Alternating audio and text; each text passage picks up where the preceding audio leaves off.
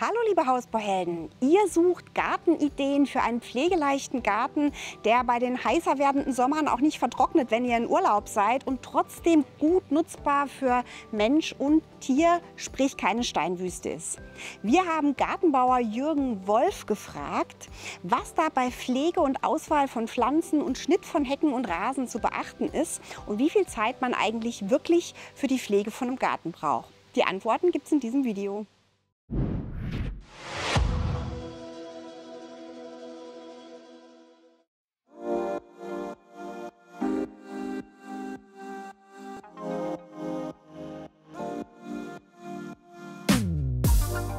Wir sind heute im Schaugarten bei Jürgen Wolf in Magstadt bei Stuttgart. Hallo Jürgen, schön, dass wir da sein dürfen. Susanne, keine Ursache, freut mich. Und viele Menschen wünschen sich ja einen schönen großen Garten und sind dann überrascht oder überfordert, ich gehöre auch dazu, wie viel Arbeit das doch ist. Deshalb meine erste Frage, was bedeutet denn pflegeleichter Garten? Also pflegeleichter Garten bedeutet, es kommt immer auf die Anpflanzung drauf an. Ja. Es gibt verschiedene Bodendecker, die auch blühen und nicht blühende, die die Pflanzfläche dicht machen, wo dann quasi das Unkraut oder Wildkräuter nicht schießen. Aber wir können hier mal als Beispiel mal die Brennnessel sehen. Also das sind Wildkräuter, Ja. und die vertreiben zum Beispiel den Buchszinsler oder andere Insekten. Das ist also auch eine Wildpflanze, die Brennnessel, die für gewisse Insekten nützlich sind. Ein großes Thema im Garten ist ja auch immer Rasenschnitt, Rasenpflege. Worauf geht es denn da zu achten? Also Rasenschnitt und Rasenpflege gehört einmal dazu, wie oft man mäht, die Höhe vom Rasen, also das Einstellen von dem Rasenroboter oder einem normalen Rasenmäher, die Schnitthöhe. Und was noch wichtig ist, das Düngern. Da gibt es zum Beispiel organische und mineralische Dünger. Und das Beste ist das organische Dünger, das sagt auch schon das Wort organisch. Das ist aus Hufen, aus Hörner, aus Kiefern, also alles von Organen so gemahlen. Und das kann auch ein Laie ausbringen, weil das nicht aggressiv ist im Vergleich zu dem mineralischen. Und dann der dritte Punkt, was noch wichtig ist, so wie man es jetzt auch hier auf der Fläche sieht, dass jetzt 2,5 Wochen nicht gewässert worden sind, dann gibt es so Brandstellen. Und diese Brandstellen, die können wir dann beim mineralischen Dünger feststellen, und das wollen wir ja nicht. Deswegen ist zum Empfehlen der organische Dünger. Wie ist das denn mit der Höhe? Möglichst kurz und möglichst oft mähen oder möglichst lang stehen lassen? Gibt es da so einen Richtwert? Es gibt keinen Richtwert, aber das ist zum Beispiel so wie jetzt bei den Temperaturen zwischen 25 und 35 Grad. Ist besser, wenn er höher ist, weil dann verbrennt er nicht so schnell. Das kann man jetzt hier sehen, der ist auf 2 cm eingestellt. Und dann wäre das geschickt, wenn er 4 oder 5 cm hoch ist. Und auch nicht so oft mähen bei der Hitze. Bei der Hitze normal mit einem Roboter 3-mal die Woche laufen lassen, das reicht schon. Oder ein Handrasenmäher auch 2-3-mal die Woche, ja nicht mehr. Jetzt haben wir gerade schon das Thema Mähroboter angesprochen. Wie viel Zeit lässt sich denn mit so einem Ding sparen? Also da lässt sich sehr viel Zeit sparen mit dem Mähroboter. Das ist so, den kann man ja einstellen. Zum Beispiel am Abend, wenn man im Garten sitzt oder wenn die Kinder von der Schule oder vom Kindergarten kommen, dann kann man den so einstellen, dass der morgens um 9 bis um 10 fährt oder von 9 bis 11. Und wenn die Kinder da sind oder ein Hund oder eine Katze, dann fährt der Roboter in seine Station, wo er wieder aufgeladen wird. Und am Wochenenden muss der auch nicht fahren. Also das ist nicht nötig.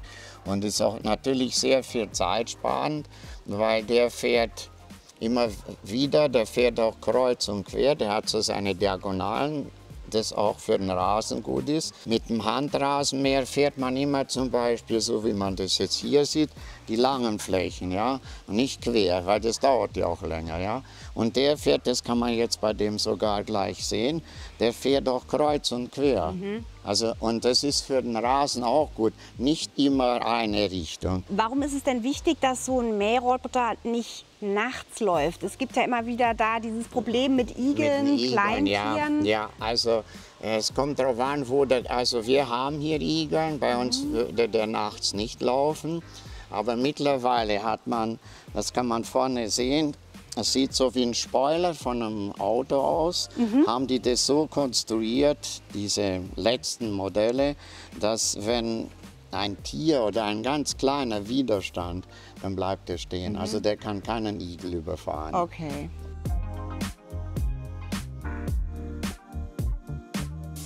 Wie ist das denn, wenn man jetzt so einen Roboter einrichtet? Wir haben ja hier eine ziemlich komplizierte Rasenkante, auch einen Pool, wo der nicht reinfallen darf. Genau.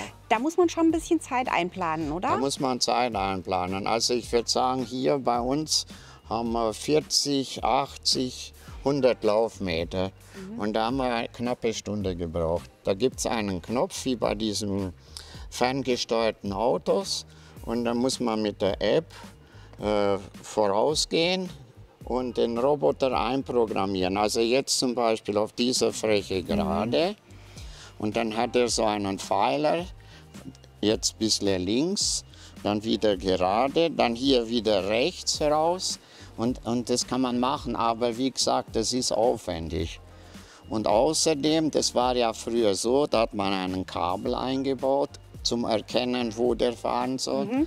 Und wir haben jetzt mittlerweile bei den neuen Modellen, haben wir, das können wir uns gleich mal anschauen.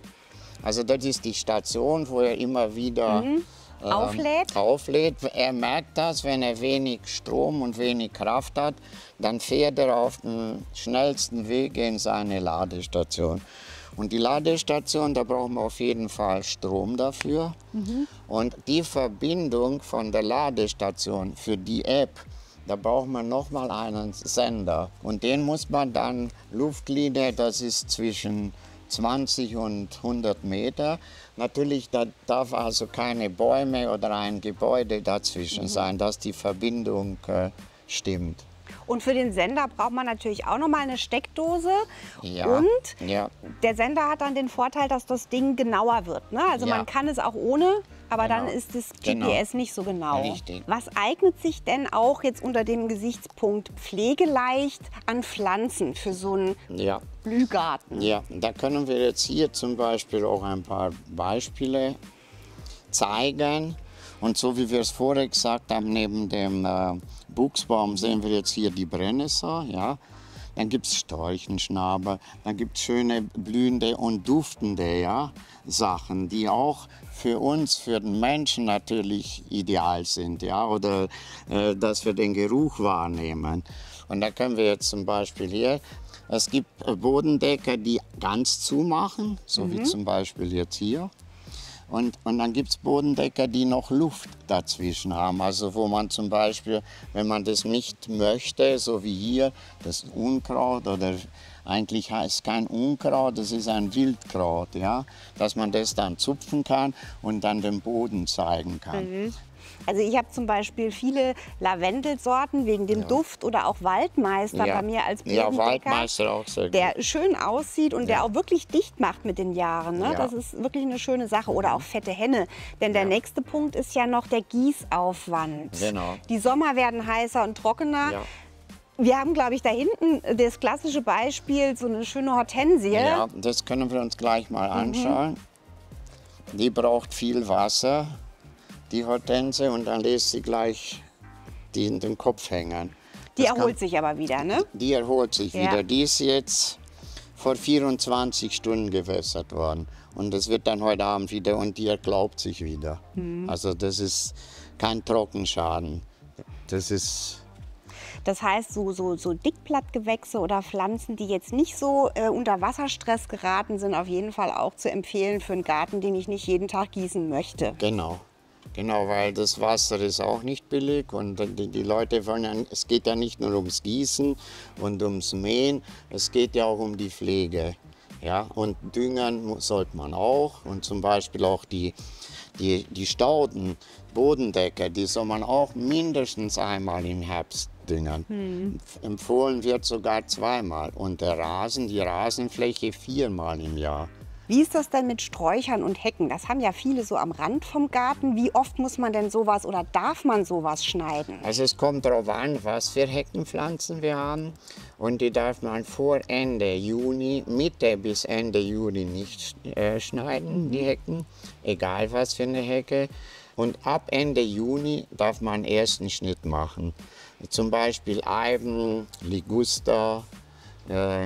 Die sollte man erst Ende Juni schneiden, weil, das habe ich schon selber mitgemacht, Mitte Juni zum Beispiel sind die kleinen Vögelchen noch in den Nestern. Das tut einem ja dann leid, das sollte man nicht machen. Welche Werkzeuge erleichtern denn den Schnitt? Also es gibt ja immer das Problem, auch beim Mähen mit Kabel, ohne Kabel. Wie lang hält so ein Akku? Das sind ja auch immer so Themen. Ja, genau. Also praktisch ist ohne Kabel. Da gibt es mit Akkus, Handrasenmäher. Da müsste man auch achten, was für eine Fläche man hat. Bis zu welcher Größe kann man denn mit so einem Akkumäher gut hinkommen? Weil der hat ja nicht so viel Kapazität. Ja, aber ne? es gibt ja auch Verschiedenes. Hier haben wir 200 Quadratmeter. Es gibt für 400, für 800 Quadratmeter, aber die sind dann, die Kapazität von dem Akku, die ist dann viel größer als die wir bei uns haben. Man muss also bei der Auswahl des Mähroboters und der Heckenschere darauf achten, wie viel Fläche habe ich, wie groß muss meine Akkukapazität sein, dass ich nicht alle Viertelstunde wechseln oder der Mäher ständig zum Dings fahren muss. Genau, Ne? weil die Zeit ist ja dann auch aufwendiger. Der fährt jetzt zum Beispiel 50 Quadratmeter, dann geht er in die Station und ladet auf und dann fährt er wieder. Und wenn das ein Akku ist, der für die Fläche ausgelegt ist, dann macht er das am Stück. Wie viel Zeit würdest du denn sagen, muss man für einen kleineren Einfamilienhausgarten, auch wenn man ihn pflegeleicht anlegt, so in der Woche, in der Hauptsaison einplanen? 2 Stunden, das reicht. 2 Stunden die Woche und dann kriege ich das hin? Ja, genau. Und was wäre so der wichtigste Tipp, den du jemandem geben würdest, der wenig Arbeit im Garten haben will? Es gibt auch mit weniger Zeitaufwand, aber da muss man auch leben können, dass man so eine Wildkraut, sagen wir Unkraut, zwischendurch wächst. Aber es gibt auch Wildkräuter, die auch blühen und gut aussehen. Und da muss man gar nichts machen. Also mit Jäten kann man viel Zeit verbringen, Ja, das sicher. weiß ich. Ja. Aber wenn man den richtigen Bodendecker hat und Dann sich braucht mit Wildkräutern arrangieren kann, dann wächst es nicht. fällt das weg. Das fällt weg. Das gleiche Tipp nochmal zu dem Rasen. Wenn der Rasen gedüngt ist, 3 bis 4 Mal im Jahr und genug Nahrung hat, dann ist er dicht. Aber wenn der Rasen ganz dicht ist, dann haben diese Wildkräuter keine Chance. Was kann ich denn tun, um vom Anfang an, wenn ich einen schönen Rasen habe, den schön zu halten? Hilft es da auch, wenn man so ein regelmäßiges Mähen macht? Ja, beim Rollrasen ist so, die ersten 14 Tage nicht. Da muss man nichts machen, bis der verwurzelt ist mit dem Unterbau. Und dann kann man regelmäßig mähen. Ist auf jeden Fall das A und O. Das ist sehr wichtig. Wenn man das kann man auch feststellen, wenn du das zum Beispiel schon mal ausprobiert hast mit dem nicht regelmäßigen Mähen. Der ist dann unterschiedlich auch im Wuchs. Und einmal schneidet er, einmal rupft er den Rasen. Und dann entstehen Schnittwunden. Das kann ich hier mal gucken, wenn das Messer nicht gut schneidet. Das ist jetzt eine kleine Schnittwunde, was ich finde eine bessere. Das gleiche ist auch bei den Pflanzen. Das Gelbe, was man hier sieht, Ja. das ist eine Schnittwunde. Okay. Das Gelbe ist Schnittwunde. Und das gleiche ist auch bei den Pflanzen. Wenn man die Pflanze nicht richtig abschneidet und bei den Hecken genauso. Wenn man die Hecke nicht richtig schneidet, sind immer 2 Zentimeter Schnittwunden. Das wird dann so gelb, der leidet darunter. Das heißt, man muss beim Mäher auch darauf achten, dass die Messer immer scharf sind. Ja, das ist auch ein wichtiges Thema. Okay. Normal jedes Jahr im Herbst Messer schärfen lassen oder selber, wenn man es kann. Hier haben wir eine Heckenschere, und zwar eine Akku-Heckenschere. Da gibt es ja auch noch mit Kabel.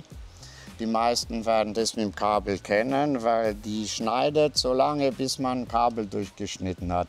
Und dann war es das. Wie lange schneidet die? Die schneidet, weil die mit Akku ist, ungefähr 45 Minuten.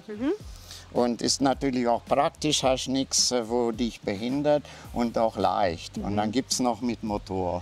Aber jetzt, und was das Wichtigste ist, immer wieder einspülen. Die ist jetzt zum Beispiel, da ist die Schnittfläche immer von der Seite.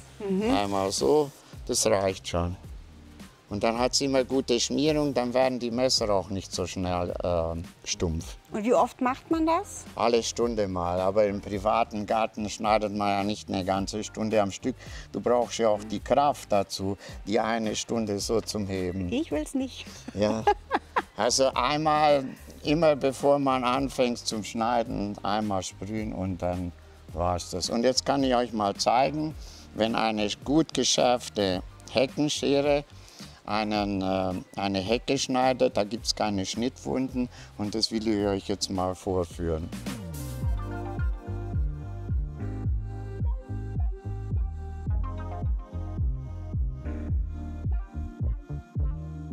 Und was noch ein Tipp ist für Heckenschneiden, immer von unten anfangen.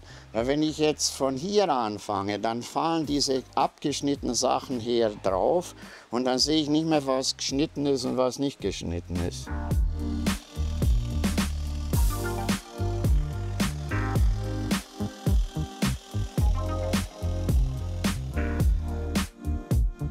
Jetzt kann ich euch mal zeigen, hier gibt es keine Schnittwunden. Das ist ein sauberer Schnitt, das sieht man.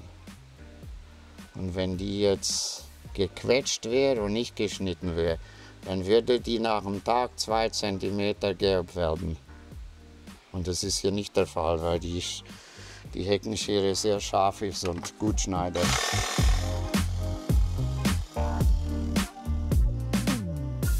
Lieber Jürgen, vielen Dank für deine Tipps. Ich hoffe, ihr konntet ein paar Gartenideen für einen pflegeleichten Garten mitnehmen. Wie immer gibt es unten in der Videobeschreibung weitere Infos zu den getesteten Geräten. Und wenn ihr noch mehr Videos von uns schauen wollt, dann abonniert doch unseren Kanal. Am besten mit Glocke, denn dann verpasst ihr auch alle weiteren Videos nicht von und für Hausbauhelden.